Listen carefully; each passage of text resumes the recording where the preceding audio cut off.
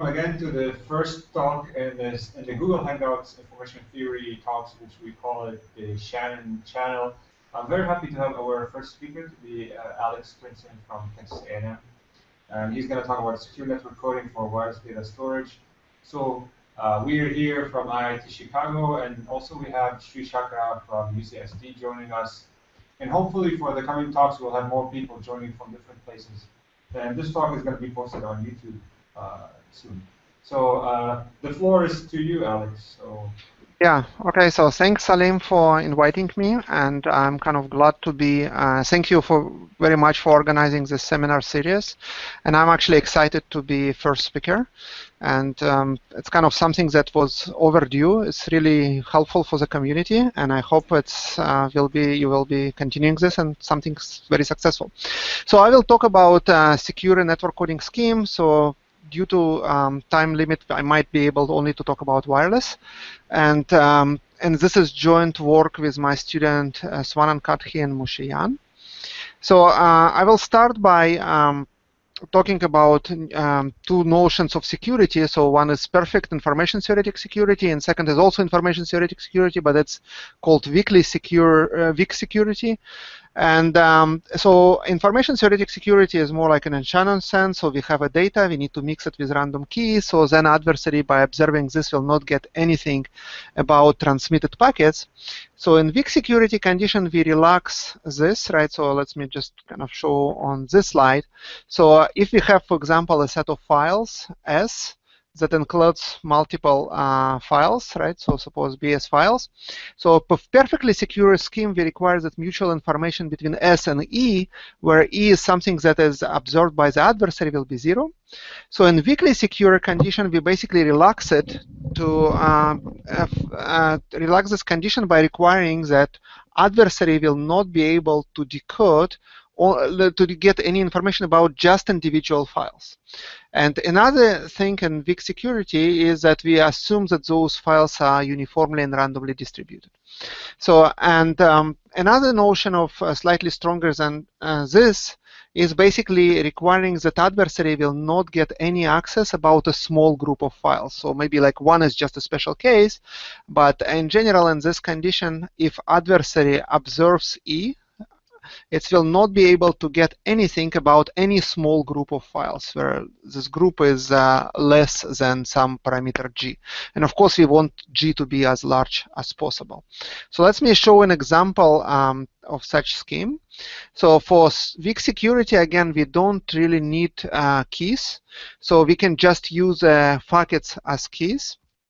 So for example, if suppose we have 4 files from S1 to S4, and adversary only get access to 2 of those linear combinations, then whatever adversary can decode, it cannot decode any individual file. It's just a simple linear algebra. You can see that adversary will not be able to obtain any of the files from S1 to S4, but also it will not be able to obtain any information about any small group of files. So it will not be able to get any combination of S1 and S2 and any 2 files, S2 and S3 and so forth.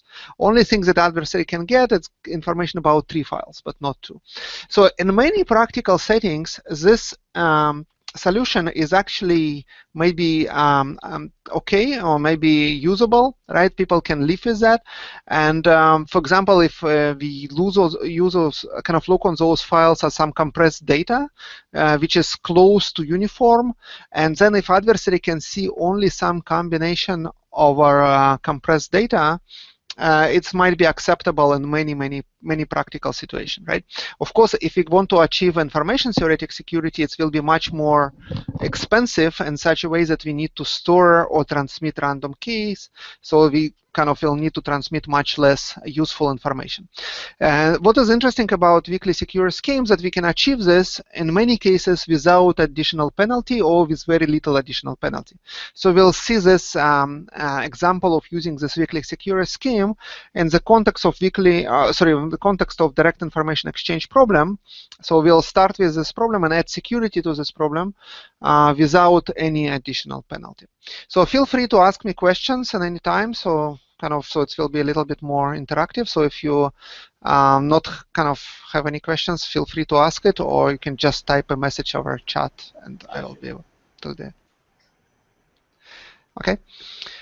Okay, so if we translate this condition, if we restrict ourselves to linear network coding schemes, which is for any practical scheme, we'll probably use linear scheme. So this condition of weak security can be basically translated to a linear algebra condition. So, and this is saying this information theoretic condition, which can be applied for any scheme, if we restrict ourselves to linear coding scheme, so this applies to condition if adversary sees some subset of messages, we look on this as a subspace, and we want that in this subspace we don't have any vectors which is small with small Hamming weight, right? So intuitively, for example, here if adversary get access to those two vectors define a subspace because adversary can compute any combination of those. So we don't want that this combination contains some vectors of a small weight, right? This is exactly, we don't want adversary to get any information about small. Okay, so let's look on this in the context of cooperative data exchange problem. So let's first define this problem without security, and then we add this with security, and it turns out that this problem gives rise a lot of interesting reformulations, and we will talk about those reformulations later on in this talk. So is this related to what is the distance of I forgot the paper by like generalized Hamming distance? I don't know if Shri knows that. Well. It might be related, okay, but okay, if you have more details, I think I think in this case it's just maybe it's simpler than that. It's just adversary is exposed to some set of packets, right? Each packet is a combination. So adversary is exposed to a subspace, right? So we need to be careful, of course, what we're exposing to the adversary, but this subspace shouldn't contain any vectors, right, of a small weight, right? It needs to be, any vector should be of sufficient. For example, if you just want to achieve weak security, you cannot be able to decode individual packets. So we don't want any vectors of weight 1. So weight 2, if adversary cannot decode any vector of weight 2, it's even better, right?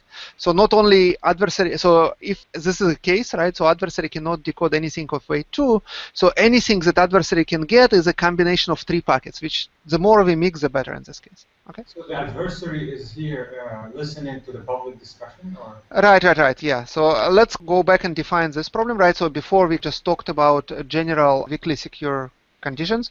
So in this problem, right, so let's first, because might not be everybody is familiar with this problem, so let's define it formally. So in this case, without security, right, so suppose we have 3 wireless clients, and those clients, each of those clients have some subset of packets from some ground set. So in this case, a ground set will include 5 packets from X1 to X5. And every of the clients initially have some subset. For example, client 1 has X1 to X3, client 2 has X2 to X4, and stuff like this. So, and goal of the client to basically obtain the entire set. And in this case, to accomplish this goal, client number 1 missing clients packets number 4 and 5, client number 2 missing 1 and 5, and so forth, right? So to achieve this goal, clients communicate between themselves using a lossless wireless channel that they can take turns transmitting over this channel. And for example, here, if client 1 transmits this combination, client number 2 transmits this, and client number 3 transmits this over some field. For example, here it needs to be, for example, characteristic 3 field or GF3. Let's just restrict our discussion over prime fields with characteristic 3 or more. And you can verify that if this is the case, right, with those transmissions, that every client can decode. For example, client number 3 can use those 2 transmissions to obtain packets number 1 and 2 that it needs.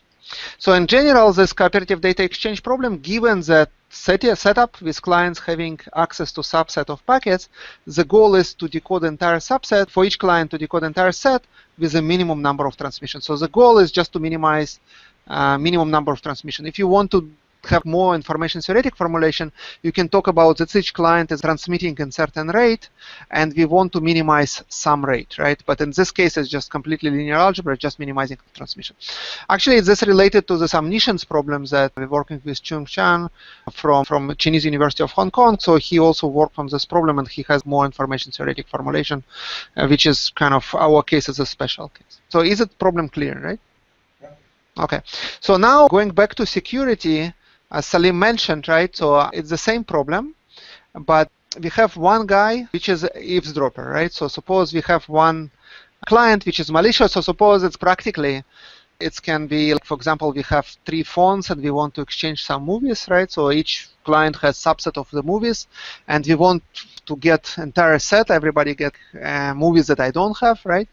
And suppose we have some clients that can listen or to this channel, right? So it can see any combinations. For example, for this solution, it can see set of those 3 combinations, right? And the goal of this client is be able to kind of to get those movies, right? But the goal of good clients is not to expose those movies to the client, right? So the client can only have like combination of movies, but will not have original movies. So again, in secure information exchange problem, the goal is to prevent not only to distribute this packets to entire clients, but also prevent adversary to be weakly secure with respect to this adversary. Okay, is that clear, right? So this is our formulation, right?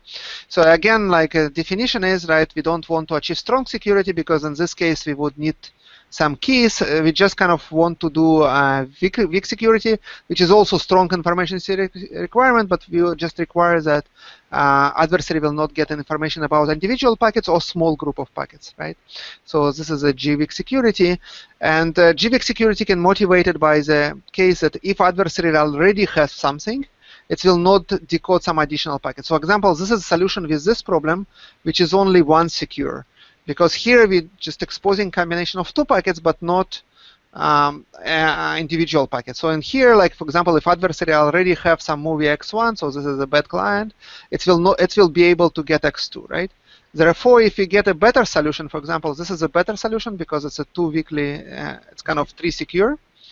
So in this case, adversary will not be able to get information about any 2 clients. So if this adversary already have one client, one packet, it will not be able to decode something else. So in this case, adversary actually needs to have 2 packets to be able to decode some new packets here. Okay. Any questions at this point? Okay. So yeah. So this is a way. So now it turns out that we can solve this problem, right, by just solving direct information exchange problem without security. And the intuition is, of course, it requires some proofs, but intuition is even if our goal is actually not to minimize the number of transmission, our goal is just increase security, right? So find a weakly secure solution for the largest possible G. It's still good for us to make less number of transmission because the more transmission we make, right, the more data we expose. And you can think about this in terms of singleton bound, right? So if you have 5 packets, right, and look data available to adversary, right? So for example, here, for this problem, the optimal solution to direct information exchange problem without security is 3. And it's also easy to verify because each client missing 2 degrees of freedom, right? So of course, for any client, like kind of needs to receive 2 packets and somebody needs to transmit, so minimum number of transmission is 3. So adversary will see a subset of 3 packets, so it's set of 3 packets, right? It will divide in a 3-dimensional subspace, and singleton bound will tell us the maximum security we can achieve. It's basically 5 minus 3 plus 1, right? So basically, we can only achieve minimum Hamming weight can be 3 in this case, right? And this solution actually achieves this, right? So it will be 2 weakly secure. Sorry. Okay. So and it turns out that it's actually achievable in this case, right? So the first, to show this, we can first kind of show this is an algorithm for information exchange problem. So it's basically I don't want to spend too much time about this, but it's kind of our prior work with Salim including. And the idea is that just select a client to transmit with highest rank, right? Where rank is number of degrees of freedom available in each client. In this case, everybody has to have 3 degrees of freedom. So because, for example, we have this guy transmits, right? Once this transmits, you're not benefiting from your own transmission, but other client do benefit. So so initially everybody has rank 3, right? So number of degrees of freedom. After first transmission, this client will have degree 4 and this client will have degree 4, but the original client will have degree 2, still degree 3, and then another client, this client will transmit, and so forth, right? So, and everybody exchange kind of will be able to decode everything. So now it turns out that we can just take this solution without security and turn it to a weakly secure solution. And to do this, is basically we can have those assumptions, and this assumption is that we can assume that each client transmitted most one message, and this can be just done by replicating clients, right? So we can just, it doesn't matter if we can take one client and create multiple copies of this client. It will not change the problem. And the second assumption is, and those assumptions can be done without a loss of generality. So then the first transfer, it's kind of we're taking an instance to this problem and then transform it to an instance that satisfies those conditions. And this transformation is fairly simple. So that satisfies P1, for example, we can just duplicate clients that transmit multiple times into multiple copies.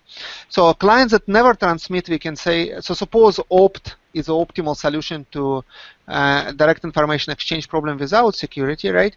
So, and we can also assume without loss of generality that clients that never transmit will need will have exactly n minus opt packets, so it will require opt packets. And clients that transmit will have n minus opt plus 1. Again, this is without loss of generality because it's kind of a lower bound, right? So if we have clients that never transmit and we have opt transmission, any client cannot have more than that, right? If we have more than that, we can just omit some of the clients to achieve this. So, and then it turns out that this solution with security is basically corresponds to this matrix completion problem, which is very interesting problem, right? So let's first define this matrix completion problem and then show the relation of this problem to this problem of information exchange with weak security. Again, if something doesn't make sense, please feel free to stop me at any time. So the matrix completion problem is that we have a matrix, right? So let's use, it's kind of strange, we can define it by K, but to show connection to previous problem, we just define it by opt. So opt will be the number of rows and n is number of columns. So in every row, we have exactly k minus 1, 0. So in this example, since we have, sorry, it's opt minus 1, 0. So just to keep it. Yeah, and sometimes I will just have it denoted as opt, sometimes it's k. I apologize for the problem.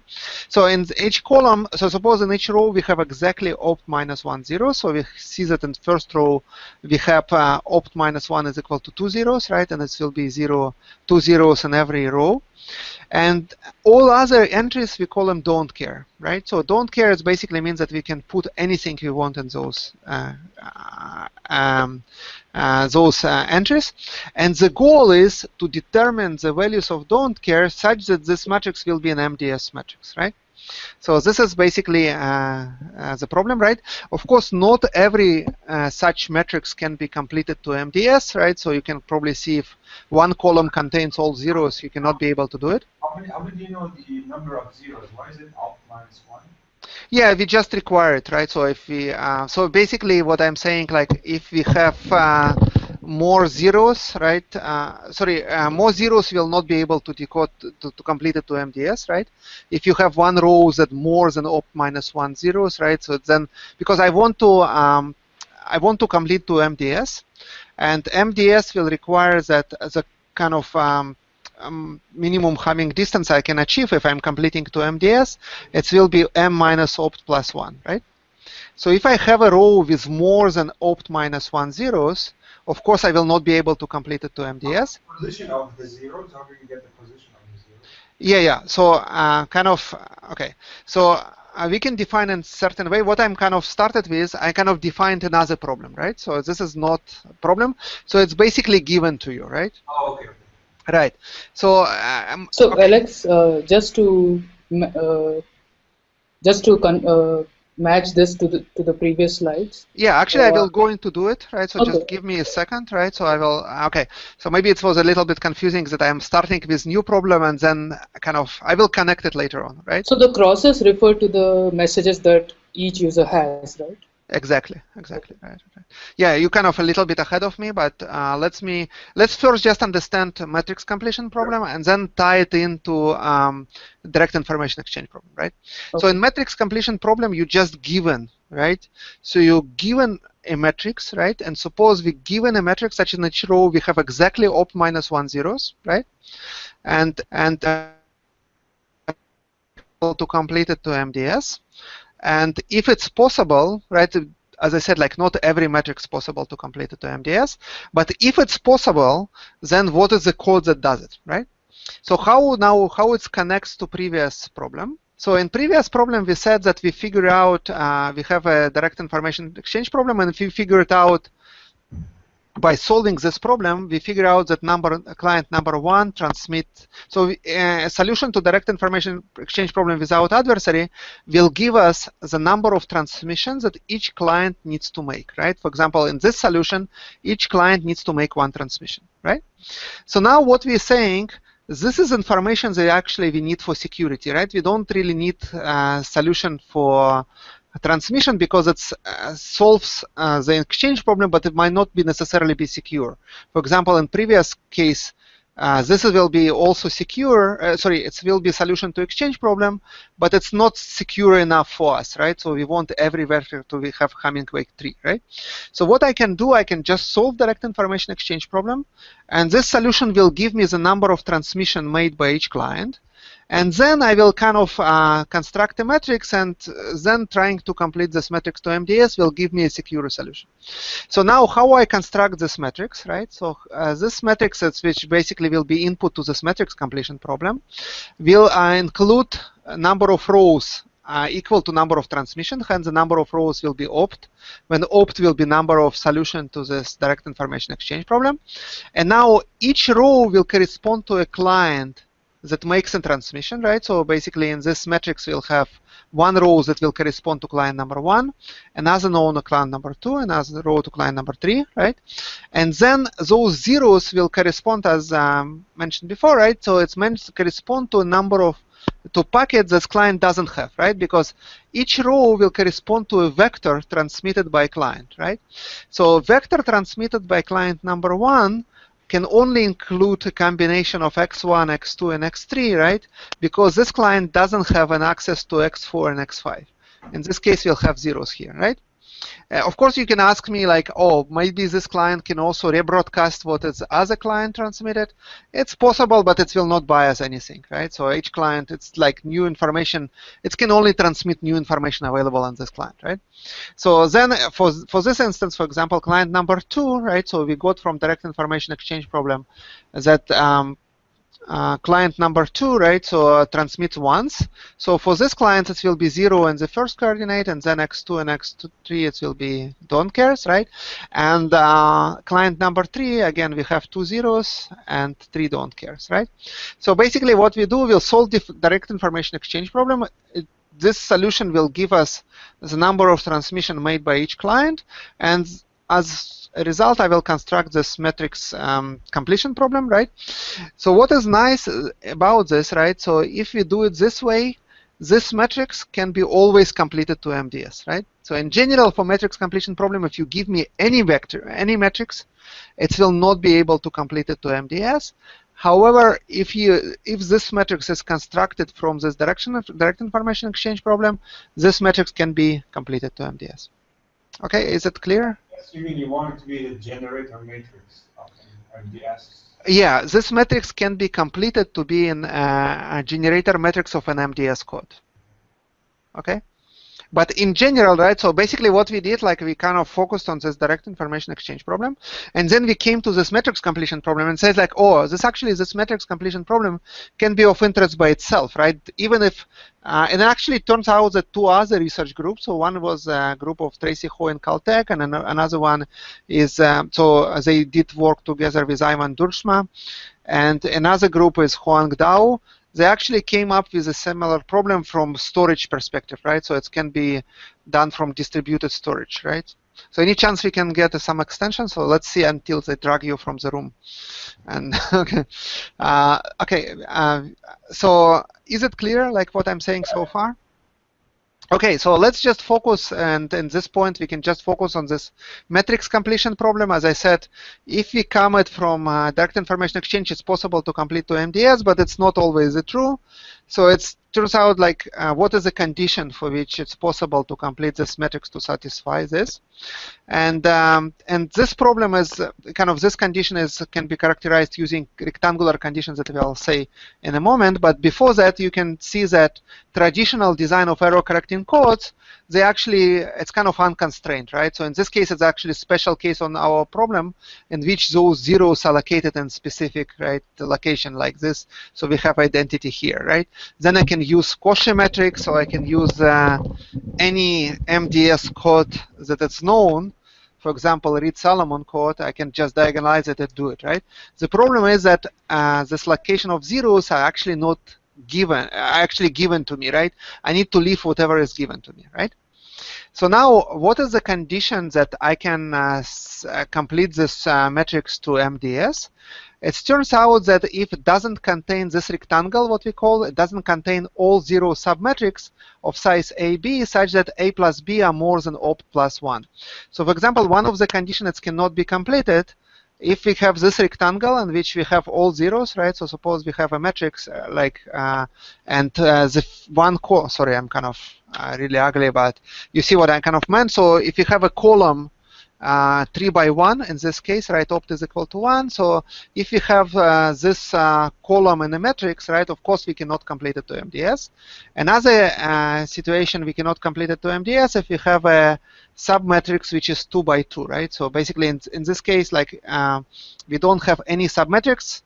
Right, it can be also up to permutation. It doesn't necessarily have to have adjacent columns, but we don't have a submatrix such that of size A times B, right? So, sorry, of size A number of rows and B number of columns such that A plus B is more than A plus 1. So for 3, it will be entire column with 3 zeros, or 2 columns will have 2 zeros in the same location. Is it clear?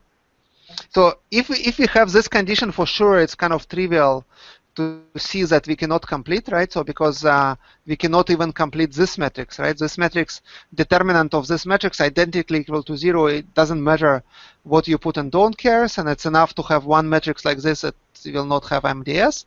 And it turns out that if this condition is not satisfied, right, then it's possible to complete it to MDS, and it's actually some people from us did it before us. It's kind of pretty easy to see, right? Is it also sufficient?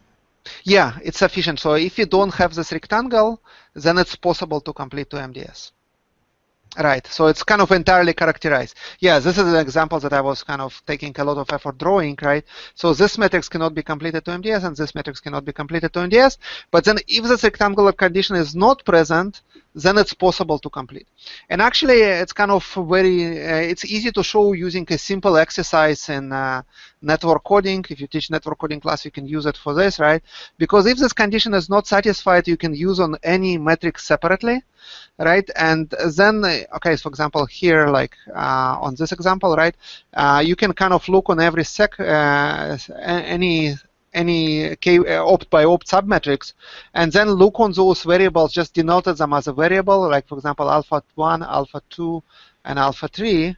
Right, completely different variables, alpha 4 and alpha 5 and alpha 6, and then try to write the determinant of this matrix as a multivariate polynomial in those. And it's pretty easy to see that this is not identically equal to 0, right? And if it's not identically equal to 0, there exists a substitution of alpha that makes it full rank. Now, using this network coding principles is that if we can do it for for each submatrix separately, we can do it for all of them, right? And then it's kind of implies there exists a solution, right? So if you have a kind of not care about complexity, if we can do it in exponential time, we can do just like this, right? So we can just do any opt by opt submatrix. We have n choose opt such submatrices, right? And then we will be able to kind of complete this matrix to full rank. Any questions? So basically, you find the determinants and multiply them. Yeah, but problem is you have like exponential number of determinants, right? Yeah, you multiply them, and also like it actually implies that random code will work, right? So if I'm selecting any entry at random, then what will happen that with high probability every matrix satisfied, and then I can satisfy all matrices if my field is sufficiently large. The problem with that solution that actually it's kind of, first of all, with random code, it's actually also interesting that it's hard to check. So they can come any moment. Let's just try to, right? Okay. So let's just try. So it's hard to check, right? So you can do this random coding, but it's basically NP hard to check if. Sorry? Whose result is this? Oh, it's actually Alex Vardy had some papers that, in general, given a matrix, kind of hard to find the minimum distance of a code.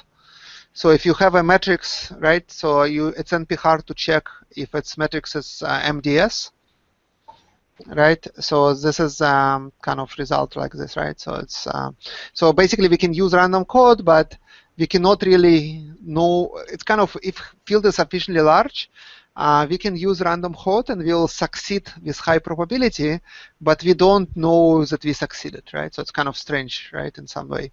And we can make this probability of success arbitrarily high, right? So this is possible to do. Okay, yeah, so what I'm saying is summarized in this theorem, but the problem is that size of this field is needs to be large. I'm sorry, this is messed up a little bit, but size of the field needs to be pretty large, right? So we can achieve this distance, but the size of the field should be more like this, I think. Okay, but you should avoid choosing 0 value for the axis. Say it again.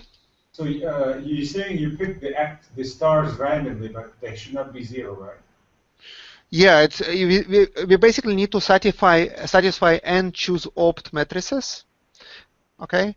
Yeah, so but you said pick them randomly from the field, and it's gonna satisfy this. Yeah, yeah. If you fill them, but the size of the field should be sufficiently large. But you should not pick the 0, right? You can pick the 0 as just a field is sufficiently large. You can pick zeros. Yeah. Oh, yeah. In general, if you want to be a little bit better, you shouldn't pick 0. But this analysis basically kind of covers this. Right. You will have, for analysis purposes, it's sufficient just to say pick from 0. Yeah. But of course, picking 0 will kill you, but it just will happen with small probability, right? Yeah. Yeah, you're right. It's kind of like the similar like as I exercise with network coding. Yeah. So, right, so basically this problem can be solved over a high field with random algorithm. We can always also design a deterministic algorithm to solve this problem, but it requires very large field. And basically, I kind of don't want to go much into details, but you can kind of intuitively can pick each entry. For example, this entry you can pick from GF2. Okay, and this entry you can pick with from GF4, but element from GF4 which is not belong to GF2, right? And then this you can pick. Oh, sorry, if you could just go around, right? So we can pick from GF16, but not in GF4. So basically, kind of use those subfields or nested fields. And if you do this, it's kind of very easy to verify that determinant of each matrix it just will not cancel, right? Because in each, it kind of will be sum of monomial. And one of the monomial will be kind of large field, another monomial over a small field. The monomial over a small field will not cancel those large monomials. Okay, I don't want to go too much into this, but if the size of the field is double exponential in n, so kind of this trivial solution will be double exponential in n and q, but you can do it just in n, and it's kind of achievable, right? And you can even, yeah, so it's problem with that. It's like deterministic solution exists. We can, and in this case, we can verify. We know that we succeeded, and unlike random codes, but it makes it very, very hard to kind of use it in practice because it's double exponential. So size of the packet is exponential. So it's probably not very good solution.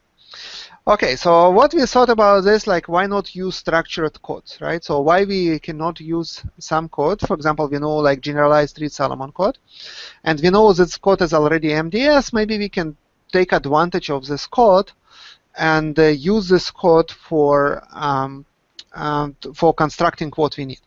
So this can be done in this following way. I'm just kind of using it by example. We can just take this code and we can always extract. So, for example, if we have this configuration matrix, so okay, this we call a configuration matrix. This matrix with zeros and don't care. So let's call it configuration because it just defines what we need. So then let's take this reads column on code, and then we can always find the matrix, right? It's also very easy exercise in linear algebra that you can find the matrix M such that this configuration matrix will will generate. So after multiplying M by this code, so for example, this is M and G.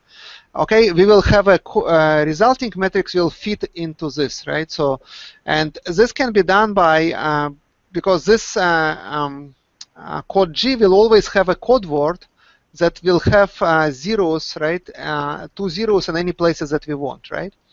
This can be done just by Gaussian elimination. For example, if you don't want here 2 zeros, you can always kind of, without loss of generality, kind of by using Gaussian elimination, make this code looks like this, right? And then eliminate those zeros, right? And this way, this will be a valid code word, right? So it will obtain a code word that will have zeros and those 2 coordinates and non-zeros all other coordinates, right? And this will be the first one, right? And then we can do the second one, and then we can do the third one, right? Is it clear at this point, right? So it's going to be done with this, and this is all nice and easy. But the problem is that there might be dependency between those code words, right? That matrix M is not guaranteed to be full rank, right? So, and this, if this matrix is full rank, we're done, right? Because this code is an MDS code, so each submatrix is a full rank. If you're multiplying this full rank matrix by full rank matrix, so any matrix here will be full rank as well, right? So we will be done with that. Okay, however, we have a negative example. So for example, this is a valid code, right?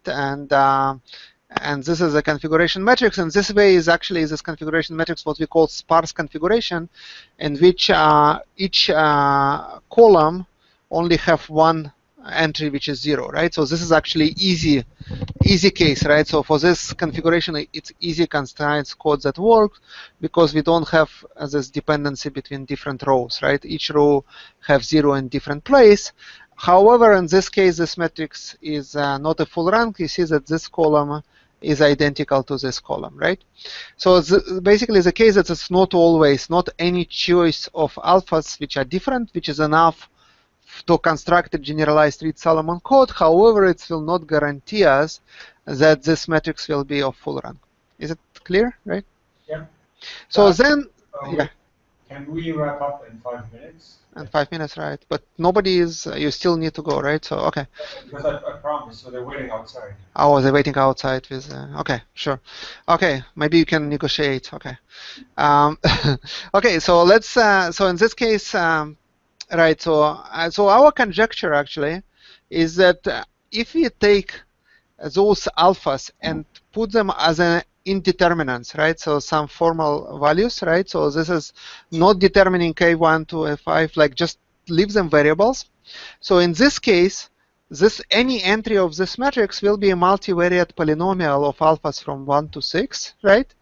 And the determinant of this matrix will be a multivariate polynomial in F1 and H6, right? And of course, the value of this determinant, right, will depends on a configuration matrix, and will depend on just depends on configuration matrix. So they basically, our conjecture will be kind of specified as follows, right?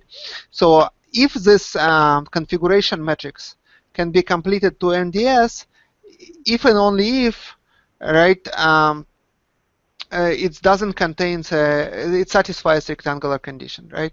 That means that if this matrix doesn't contain rectangle, then this matrix is invertible, right? And if this matrix is invertible, then we can find the code with high probability by just selecting those alphas at random, right? So this will give us something very powerful, right? And right, in this case, we can still define a code using using a random algorithm, but unlike we will only need to have a small field, right?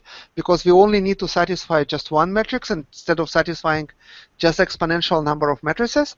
And also it will be easy to check because once you substitute those alphas to be a specific value, it's very easy in polynomial time. You can find this matrix, and then it's just polynomial to check if the determinant of this matrix is full rank or not, right?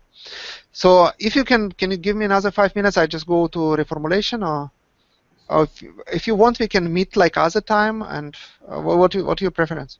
So do you prefer that we do it again next week? We can Sure. We can just continue next week. This will be good. Okay. So this will be, for example, the first part. Okay. Sure. This will work. Fair enough. A little earlier then. Okay. Sure. Okay. Thanks, guys. Sorry for keeping you Alex, sorry for this because this is the first time we tried this, and we for people watching on YouTube, because it took us lots of time to prepare.